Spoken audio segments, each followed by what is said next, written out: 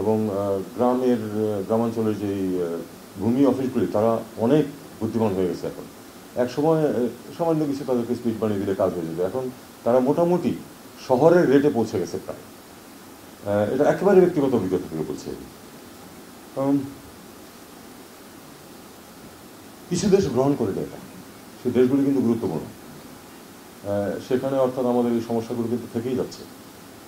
60,000 passport আটকা আছে ইটালিতে। এবং কেন আটকা আছে? কাগজপত্রের বিশ্বাসযোগ্যতার প্রশ্ন। তারা প্রতিটা, সবগুলো কেস আটকে রেখেছে, তার প্রতিটা কেস পরীক্ষা করে দেখবে। কারণ দুর্নীতি সবখানে আছে, শুধু আমাদের এখানে না। মানে আমাদের কেউ একজন, কোনো এক দালাল সেখান থেকে হয়তো 50 জন লোক লাগবে এরকম অনুমোদন নিয়ে এসেছে ওখানকার একটা প্রতিষ্ঠান থেকে। আসলে তার সেখানে 50টা চাকরি দেওয়ার মতো ব্যবস্থা নাই। এখানে প্রচুর টাকা পয়সার লেনদেন হয়েছে এবং আপনারা জানেন যে রেটস আর ভেরি হাই। 10, 12, 14, 15 লাখ টাকা লাগবে একজনের যেতে, যেখানে আসলে শুধু বিমান ভাড়া ছাড়া কিছুই লাগার কথা। তো তার অংশ তারা পায়, তারা কাগজটা দিয়ে দেয়। কাজে এই যে কাগজের বিশ্বাসযোগ্যতার ক্ষেত্রে একটা বিরাট নতুন জিনিসটা হতে যাচ্ছে। কিন্তু আমাদেরকে দেখতে হবে যে যেই দেশগুলি এটা গ্রহণ করছে না তাদের এখানে কিন্তু আমাদের সমস্যা প্রচুর রয়ে গেছে। ফর্চুনেটলি মধ্যপ্রাচ্যের দেশগুলো গ্রহণ করছে এবং তাতে করে আমাদের অনেক সুবিধা হয়ে যাবে। ঠান্ডা কমানো যায় না, বেশি ঠান্ডা হয়ে গেছে ভারত।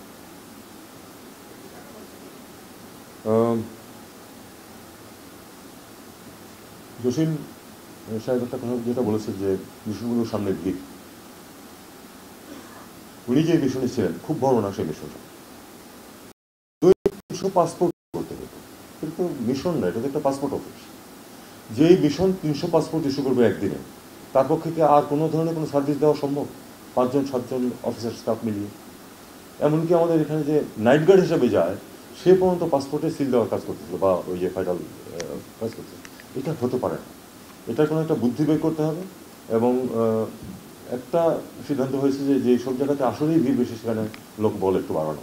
কিন্তু আসলে আমরা যদি ডিজিটালাইজেশনটাকে, আমি জানি না আপনারা কীভাবে করবেন, আরেকটা স্টেপ যদি নিয়ে যেতে পারি যে এই লোকগুলি পাসপোর্টের জন্য ওখানে আসতে হবে, পাসপোর্ট তার কাছে পৌঁছে যাবে, নতুন পাসপোর্ট এবং জেনুইন সব ডকুমেন্টস কাগজপত্র সহ, তাহলে বোধ হয় আরেকটু সুবিধা হতে পারত।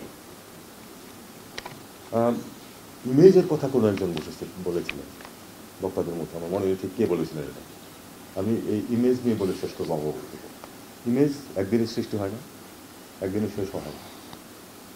যখন এই যারা ভূমধ্যসাগর পাড়ি দিতে গিয়ে ডুবে মারা যায় তাদের মধ্যে যখন আমাদের সংখ্যা সবচেয়ে বেশি হয়ে যায়, ইমেজ কিন্তু তখন আপনি ভালো ভালো কথা বলে রক্ষা করতে পারবেন না।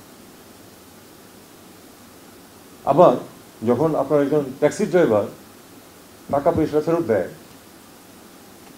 অটোমেটিক্যালি কিন্তু আপনার ইমেজ করেছে। আপনার এমপি যখন দুর্নীতির দায়ে জেলে যায় আরেক দেশে গিয়ে, আপনার ইমেজ রক্ষা করা সেখানে খুব কঠিন। তো আমি যেটা বলবো সেটা হলো যে আমাদের সার্বিকভাবে আমরা যা করব সেটাই আমাদের ইমেজ হবে। হুট করে একটা কিছু দেওয়া হবে না, কিন্তু ছোট ছোট পদক্ষেপ সেখানে আমাদেরকে নিয়ে যেতে পারে।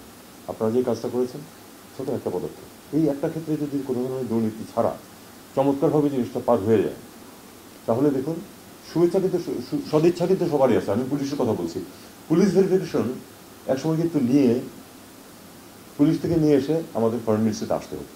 আমার জন্য তো কাজটা কঠিন না, আমি যদিও প্রাইভেট পার্সন তখন, কিন্তু পররাষ্ট্র সচিব ছিলাম, আমার সাথে যারা কাজ করেছে তারাই সবাই আছে, বললেই সবাই তাড়াতাড়ি করে দেবে তারা।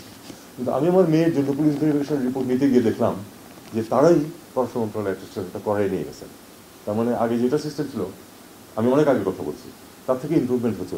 এই সদিচ্ছাটুকু থাকলে কিন্তু সব ব্যবস্থাকে আরেকটু সহজ, আরেকটু ভালো করা যায়। এখন তো ধরুন একবার বাড়িতে বসে পেয়ে যাবে, সেটা হলো অন্য কথা। কিন্তু যখন এটা ম্যানুয়ালি হচ্ছিল তখন কিন্তু তারা একটা স্টেপ কমিয়ে দিচ্ছিলেন মানুষের জন্য। এটা কিন্তু একটা বিরাট জিনিস। এবং তারপরে ইন্ডিভিজুয়াল যখন একটা কাগজ নিয়ে আসে সেটা তো আবার সত্যতা যাচাই করে দেখতে হয় যে ঠিক আছে কিনা, সেটাও প্রয়োজন হচ্ছে না, কারণ পুলিশ নিজেই নিয়ে আসছিল। তো আমি মনে করি যে এই স্টেপটা একটা ছোট স্টেপ কিন্তু অনেক বড় স্টেপ। মানে ওই যে লম্বা জার্নি তো একটা স্টেপ দিয়ে শুরু হয়। তো আপনাদের যারা এটাতে জড়িতেছেন সবাইকে আমি আন্তরিকভাবে ধন্যবাদ জানাচ্ছি। এবং আমি আশা করব যে বিভিন্ন ক্ষেত্রে আমরা এসব দিকে এগোবো, যাতে করে দুর্নীতির সুযোগ যাতে কমে যায়। দুর্নীতির সুযোগ যেখানে থাকে সেখানে দুর্নীতি দমন একেবারে সম্পূর্ণ বন্ধ করা খুবই কঠিন। আমাদের ব্যাংকগুলো থেকে যে টাকা চুরি হয়েছে, এটা কিন্তু ঘটনাক্রমে হয়নি, এটা সর্বোচ্চ পর্যায় থেকে এটাকে এনকারেজ করা হয়েছিল বলে কিন্তু পেরেছে।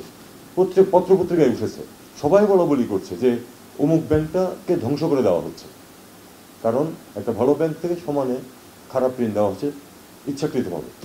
সর্বোচ্চ পর্যায় থেকে যদি তাদের প্রতি সমর্থন না থাকতে পারে, এটা সম্ভব হতো না। কাজেই সুযোগ যাতে হবে আমাদের, এবং এটা এক্ষেত্রে একটা বড় পদক্ষেপ। আপনাদের অনেক আমার কথা শোনার জন্য ধন্যবাদ।